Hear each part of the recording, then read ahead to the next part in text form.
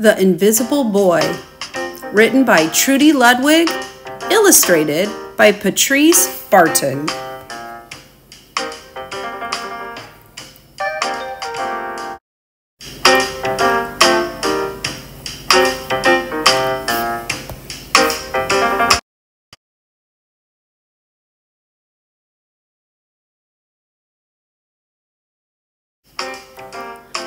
Can you see Brian, the invisible boy?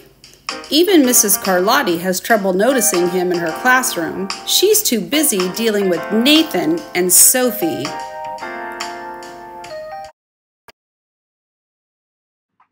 Nathan has problems with what Mrs. Carlotti calls volume control. Sophie whines and complains when she doesn't get her way. Nathan and Sophie take up a lot of space. Brian doesn't.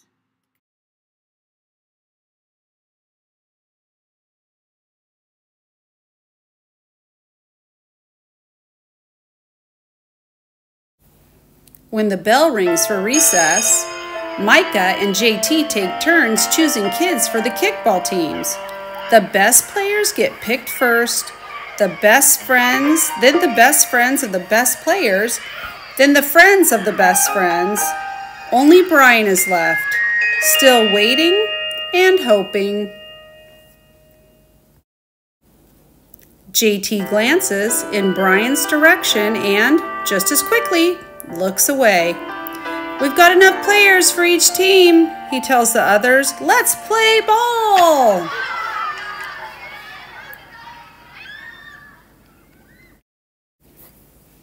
In the cafeteria, Madison and her friends talk about her birthday party. The rope swing over the pool was awesome, says JT. Yeah, so was the water slide, adds Fiona. That was the best pool party ever. I'm so glad you guys had fun, says Madison. Everybody did except Brian. He wasn't invited.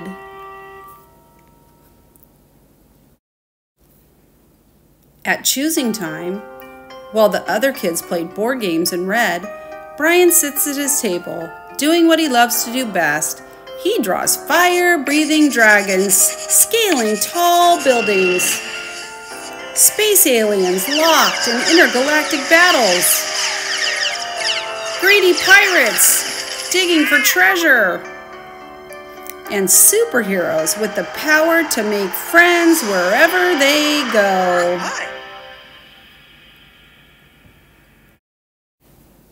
On Monday morning, Mrs. Carlotti introduces Justin, a new student to the class. Brian smiles shyly at him. Some of the other kids sneak looks at Justin, trying to figure out if he's cool enough to be their friend. They haven't quite made up their minds yet. At lunch, Madison and JT watch Justin eat with chopsticks. What's that? asks Madison as she points at Justin's food. All the kids laugh, all of them. That is, except Brian. He sits there wondering which is worse, being laughed at or feeling invisible. The next day, when Justin goes to his cubby to put away his backpack, he notices a piece of paper with his name on it. Justin, I thought of the bulgogi. Look good. Brian, yum! At morning recess, Brian finds a piece of chalk on the ground and starts drawing anyway. You're Brian, right? Yeah, thanks for the note. Hey, Justin, Emilio calls out from the tetherball court. You're up next. Sorry, I gotta go, says Justin. By the way, that's a really cool drawing, he adds, before taking off. Back in class, Mrs. Carlotti asks the kids to team up in twos or threes for a special project. The kids scurry around the room to pair off. Brian heads towards Justin. I'm already with Justin, says Emilio. Find someone else. Brian looks at the floor, wishing he could draw a hole right there to swallow him up. Mrs. Carlotti said we could have up to 3 people in our group. We're only 2. Come on, Emilio. Let him work with us. Okay, I guess.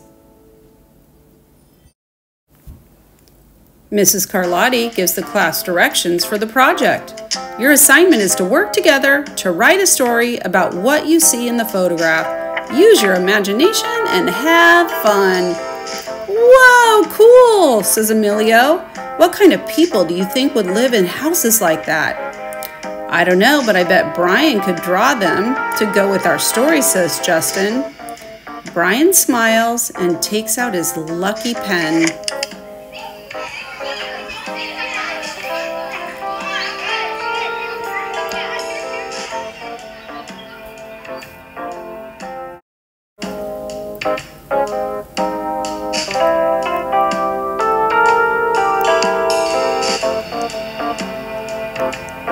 The crooked story we made up on the spot.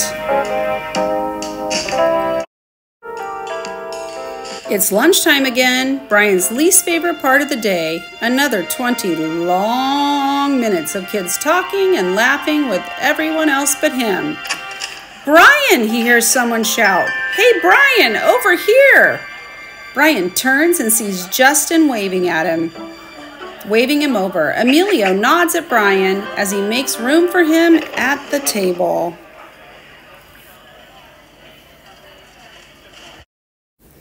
Cookie?